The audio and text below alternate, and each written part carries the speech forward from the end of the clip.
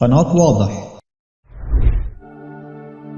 عرفت معلومة من شوية إن القرود والنسانيس لما الصيادين بيحبوا يصطادوهم من المناطق البرية ما بيجروش وراهم بعصاية أو حتى بيضربوهم بالبنادق مثلا. لا لا لا، ده بيستخدموا طريقة تانية خالص. عارفين بيعملوا إيه؟ بيجيبوا ثمرة جوز الهند اللي قد الكورة كبيرة ويفتحوها فتحة حجمها على قد ايد القرد بالظبط، ويقوموا حاطين جواها ثمرة مثلا زي حبة الموز وبيرموها على القرد. طبعا القرد اول ما بيشوفها بيقرب من الثمرة الكبيرة دي وبيبص جواها فبيلاقي جواها ثمرة الموز، فبيمد ايده جوه الفتحة علشان يجيبها، لكن وهو بيشدها عشان يخرجها ايده بتتحشر، فكان لازم قبضة ايده تكون مفتوحة علشان يقدر يخرجها من جوه ثمرة جوز الهند. بس للأسف القرد عنيد ودماغه ناشفة، مصمم إن إيده ما تخرجش غير بالموزة. وشوية شوية الصيادين بيقربوا منه، وبرغم إنه شايفهم لكنه برضه ماسك الموزة جوه الثمرة وبيحاول يخرجها بدماغه الناشفة. اسمع الكلام، اجري، سيبها، خيرها في غيرها. أبدا، إيده عمالة تلق جوه جوز الهند ويخبطها في الأرض ويخبطها لحد ما يهجموا عليه الصيادين ويمسكوه بسبب غباوته ومحاولته الخايبة اللي تسببت في سجنه طول العمر.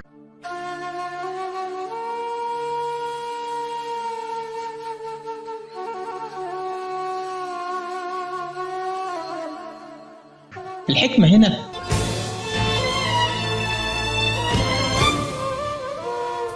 إن ربما تستدعيك الشجاعة أن تكون جبانة ساعة. مفيش مشكلة إنك تنسحب وتاخد خطوة لورا وتكون زي السهم، علشان يقدر ينطلق لازم يرجع خطوة لورا، وإياك تستنزف طاقتك وقوتك في سكة مسدودة. حكاية القرد دي يا جماعة علمتني إن الباب اللي يتسد في وشك عمرك وعمري ما هخبط عليه مرة تانية، حتى ولو كان صدفة، ومعلقش نفسي بحبل دايب لحد ما انكفي على جدور رقبتي. وعلشان كده ربنا خلق حاجة اسمها العوض، لأنك لما بتخسر الحلو وبتكون راضي فربك بيعوضك بأحسن من اللي انت خسرته، وبترجع تقول الحمد لله إن أنا خسرته. فاسمع، لو شايف إنه ما بيهتمش وإنك آخر اختياراته انسحب، وإياك تجاوب متعلق بهدف وكل الظروف والسكة متقفلة رغم إنك عملت كل اللي تقدر عليه. فما تضيعش وقت يا صاحبي، رزقك في حتة تانية. ربنا يكفيك شر السعي في السكة الغلط، والسند على حيطة ورق. الغي قلبك اللي جابك ورا وحكم عقلك وسيبه يسوقك، واللي يقول لك سلام قول له مليون سلام. اعرف انك ما بتتخسرش، انت اللي بتخسر. ما تربطش نفسك بماضي يضيع عليك المستقبل ويأسرك زي القرد. ومش كل حاجة تعجبنا تبقى نفعانة.